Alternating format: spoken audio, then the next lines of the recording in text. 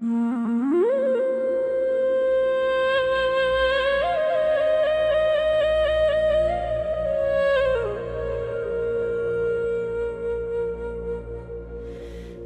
sunt slab, mă ține Dumnezeu.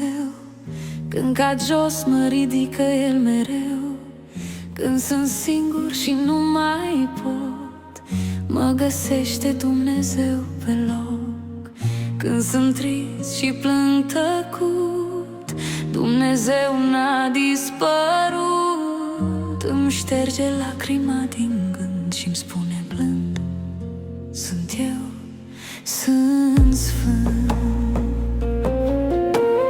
Dumnezeu e tot ce am. Când nu știu cine sunt, El m-a chemat pe nume Dumnezeu.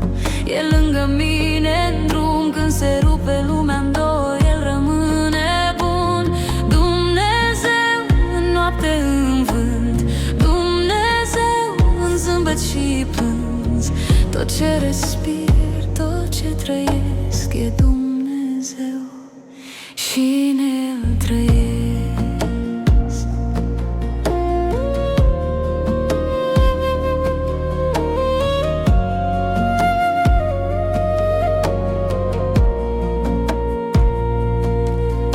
Când păcătuiesc, mă iartă Dumnezeu. Când mă pierd, mă caută El mereu.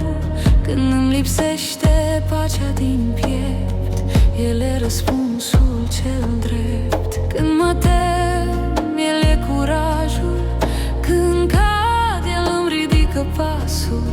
Când credința mea se stinge în ploi, Dumnezeu aprinde cerul înapoi. Dumnezeu e tot ce am. Când nu știu cine sunt, El m-a chemat pe nume Dumnezeu. E lângă mine în drum. Când se rupe lumea-n două, El rămâne bun. Dumnezeu în noapte, în vânt, Dumnezeu în zâmbet și plâns.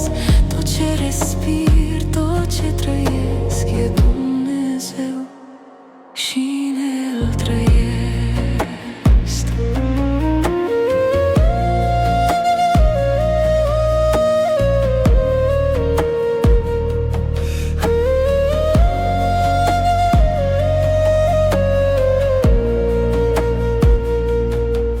Când am lipsuri, El e comoara.